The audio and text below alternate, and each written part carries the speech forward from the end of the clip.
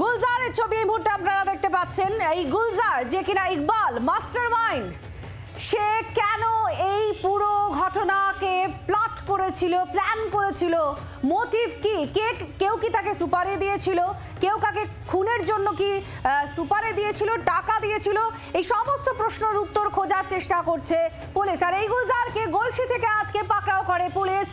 আমাদের সঙ্গে অরূপ লাহা আমাদের প্রতিনিধি রয়েছেন। অরূপ, এই গুলজার তাকে গ্রেফতার করা হয় গলসি থেকে, ঠিক কিভাবে তাকে পাকড়াও করলো পুলিশ, কি তথ্য উঠে আসছে?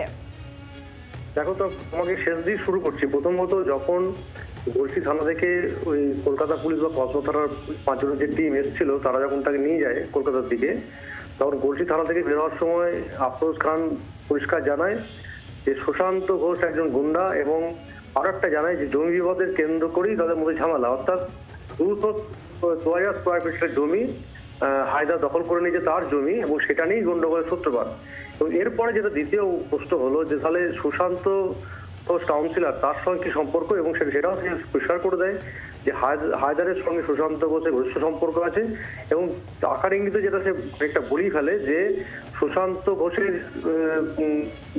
অঙ্গলি হলনি, কিন্তু হায়দার তার জমি দখল করেছে, এবং সে সেখানে বারবার বলা সত্ত্বেও তার জমি সে অধিকার ফিরে পায় নাই, এবং তার কারণেই সে ক্ষুব্ধ হয়, এবং ইকবালকে সে, যেটা জানা যাচ্ছে, ইকবালকে 10 লক্ষ টাকা দিয়ে সুপারি কিলার বন্দোবস্ত করা হয়, এবং মুঙ্গের থেকে ইকবাল তাকে সুশান্ত ঘোষের উপর হামলা চালানোর জন্য 2 জন লোককে সুপারি কিলারকে পাঠায় কলকাতায়। আজকে যখন গোটা বিষয়টা সামনে আসে, অর্থাৎ যখন কলকাতা থেকে আফরোজ খান মুঙ্গের উদ্দেশ্যে রওনা হয়, অর্থাৎ এই যে রাজ্য থেকে যখন বেরিয়ে যাওয়ার চেষ্টা করে, তখনই পুলিশের সিসিটিভি যে ক্যামেরার ছবি পাওয়া যায়, এবং তার সূত্র ধরেই বর্ধমান জেলা পুলিশ সুপারের কাছে সেই তথ্য আছে, এবং সেই তথ্য অনুসারেই বর্ধমান জেলা পুলিশ সুপার 2:13 নাগাদ জেলা পুলিশের যে গ্রুপ আছে, সেই গ্রুপে আফরোজের যে মোটর বাইকের নাম্বার, সেই নাম্বার শেয়ার করা হয়, এবং পুলিশ সুপার নির্দেশ দেয় প্রত্যেক থানাকে, অর্থাৎ হাইওয়েতে যেসব থানাগুলো পড়ছে সেখানে যেন ব্যারিকেড করা হয়, অর্থাৎ নাকাচেকিং করা হয়। তারপর থেকেই দেখা যায় নাকাচেকিং শুরু হয়। অর্থাৎ আপনারা জানলেন, অনেক ধন্যবাদ অরূপ, আমাদের প্রতিনিধি জানালেন যে কিভাবে পুলিশ তাকে গ্রেফতার করেছে, কারণ তার বাইকের যে নাম্বার, সেই নাম্বারই যায় বর্ধমান পুলিশ সুপারের কাছে, আর সঙ্গে সঙ্গে পুলিশ সুপার যে নাকা চেকিং চলে, সেই নাকা চেকিং এ এই নাম্বার দেওয়ার পরপরই ট্র্যাক করতে থাকে পুলিশ, এবং তাকে হাতে নাতে পাকড়াও করে। গলসিতে পাকড়াও হয় এই মাস্টারমাইন্ড।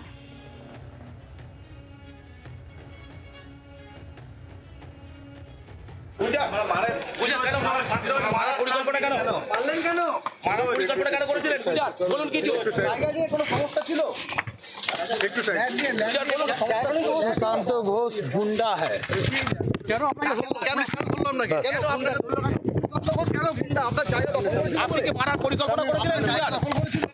जगह दखल करे, मेरा जगह जगह दखल किया है तो मारा है।